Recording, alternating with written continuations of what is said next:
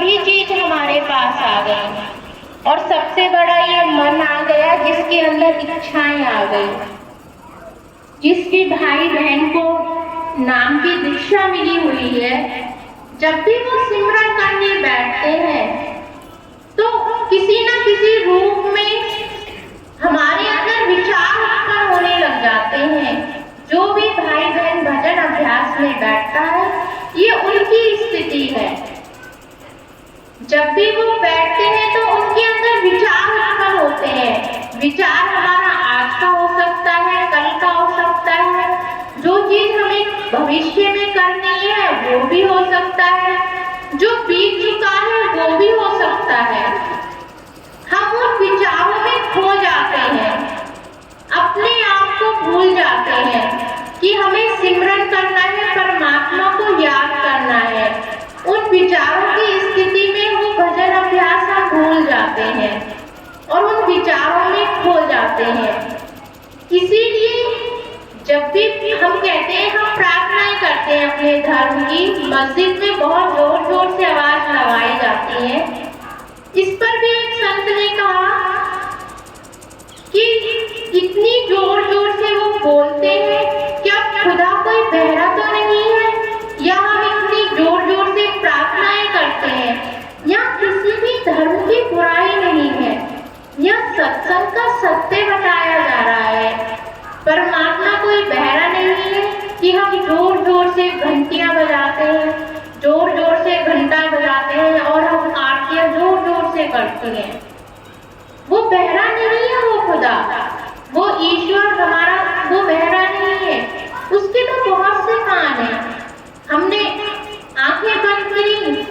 भजन अभ्यास किस लिए बताया गया है कि जो भी भजन करें हम उसका उच्चारण जीवा से ना करें, तेज तेज ना करें, मन ही मन करना है, क्योंकि हमें अपने मन को शांत करना है। एक बार ऐसे ही अपने गुरु को एक शिष्य को समझाने के लिए कहना पड़ा कि जाओ झरने से पानी लेकर के आओ। अब वो शिष्य जब झरने पर गया तो पानी गंदा था, क्योंकि उसके अंदर अभी अभी कुछ जानवरों ने पानी पिया था, तो पानी बहुत गंदा था। वो लौट करके आया और गुरु से कहा कि पानी गंदा है। गुरु ने फिर कहा उसी झरने का पानी पीना है, जाओ पानी लेकर के आओ। जब पानी लेने के लिए गए तो झरने में से कोई गाड़ी निकल के गई, तो पानी और ज्यादा गंदा हो गया। फिर शिष्य आए, फिर गुरु से कहा कि पानी तो गंदा है गुरुजी। गुरुजी ने फिर कहा कि जाओ पानी लेकर आओ, उस झरने का ही पानी पीना है। अब की बार शिष्य गया, सोचता हुआ गया ये गुरुजी क्या हो गया है, उम्र के साथ शायद इनका दिमाग स्थिरता में नहीं है, मगर गुरु की आज्ञा थी। वो जमाना था कि गुरु की आज्ञा थी और वो शिष्य थे, गुरु की आज्ञा माननी थी। आज के इसमें कहते हैं कि शायद ही कहते हैं कि 100 में से एक आधी शिष्य ऐसा होगा जो गुरु की आज्ञा का कुछ इस तरह से पालन करेगा। मगर कहते हैं गुरु के हर एक वचन में शिष्य की भलाई होती है। हम गुरु को समझ नहीं पाते हैं। समझ वही पाता है जो बिरला शिष्य होता है। जब वो शिष्य गया झरने पर तो पानी एकदम साफ था, जो भी गंदगी थी वो सब नीचे जम चुकी थी, ऊपर बिल्कुल स्वच्छ जल था। उसने जल को लोटे में भरा और गुरुजी के पास लेकर के आए। तब गुरुजी ने कहा पानी कैसा है? कि गुरुजी स्वच्छ है, सब कुछ गंदगी नीचे थी। तो गुरुजी ने कहा मुझे प्यास नहीं है, मुझे तो तुम्हें शिक्षा देनी थी। ये मन, ये हमारा शरीर, इसकी चंचलता यही हमारे मन की कीचड़ है। जब तक ये शांत ना होगा, इसमें उत्पन्न होने वाले विचार, इसमें उत्पन्न होने वाली हलचल जब तक समाप्त ना होगी, जब तक हमारा मन स्थिर स्थिर ना होगा, वो भजन अभ्यास तक हम ना पहुंच पाएंगे।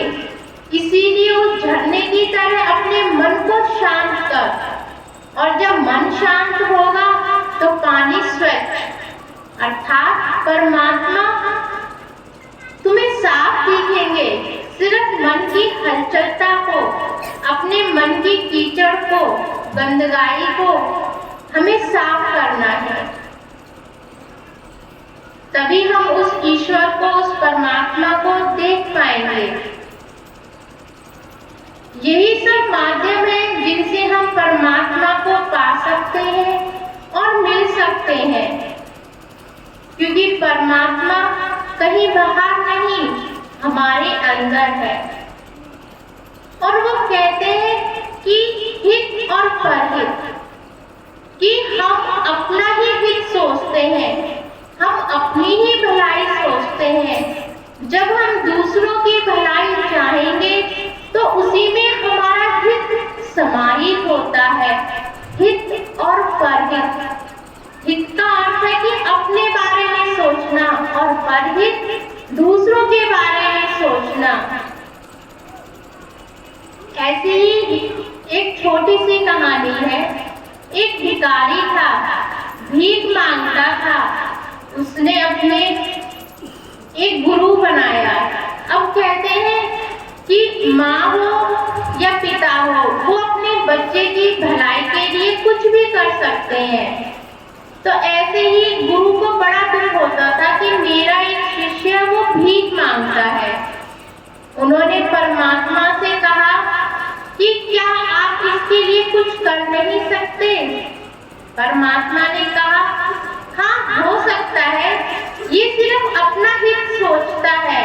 पिछले जन्म में ये कुछ ऐसा करके आया है कि इसे सबसे भीख मांगनी पड़ रही है, तो इसे भीख ही मांगनी पड़ेगी। मगर तुम इसके गुरु बने हो, तुमने इसे दीक्षा दी है और तुम प्रार्थना कर रहे हो, तो मैं इसे इसके कटोरे में एक सोने की पोटली डाल देता हूँ। भिखारी के कटोरे में एक दो आना और एकदम से सोने की पोटली आ जाना।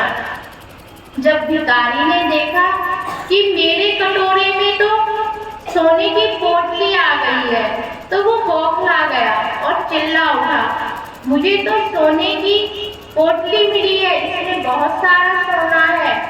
बहुत जोर जोर से चिल्लाया और क्या शुरू हो गया विचार, इसका मैं अपने लिए बंगला बनाऊंगा, कोठी बनाऊंगा, मोटर गाड़ी और जितने भी अच्छे अच्छे साज सज्जात के सामान है सब इकट्ठे करूंगा। पूरी रात निकल गई। सुबह उठा, अपने कटोरे को देखा, पोटली नहीं थी। वो तो अपने विचारों में ऐसा मग्न हो गया कि जो जोर जोर से आवाज लगाई थी, जो चोर ना हो वो भी चोर बन जाए। कि सोने का लालच ही ऐसा है, चोर उसकी पोटली को चुरा ले गए। फिर सुबह क्या था, सभी सपने समाप्त। हाथ में भीख का कटोरा फिर चल दिया। गुरु को फिर लगा कि मेरे शिष्य के लिए परमात्मा कुछ करो। उन्होंने कहा इसके भाग्य में, इसके प्रारब्ध में केवल भीख मांगना है। मगर गुरु के कहने पे परमात्मा ने फिर उसके कटोरे में एक सोने की असरफी रख दी। अब की बार वो समझ चुका था भिखारी कि मुझे जोर जोर से नहीं चिल्लाना है, नहीं तो चोर ले जाएंगे। मेरे पास तो सोने की असरफी आ गई। घर में आया और चुपचाप एक मटके में, पुराने मटके में रख दी। मगर फिर वही विचार चलने लगे अपने हित के बारे में, मैं अपने लिए ये करूंगा, मैं अपने लिए वो करूंगा। फिर क्या था, सुबह उठा तो उस घड़े में पानी था। वो बड़ा अपनी पत्नी से कहने लगा कि इस घड़े में पानी कैसा, ये तो पुराना घड़ा था। पत्नी ने कहा कि नया मटका टूट गया था, तो मैं पुराने मटके को तालाब में लेकर गई और इसको साफ धो करके और इसमें पानी ले आई। फिर सुबह क्या था, वही भीख का कटोरा। हमारा जो प्रारब्ध है हम उसको टाल नहीं सकते, मगर कहते हैं हित और परहित से सब कुछ हो सकता है।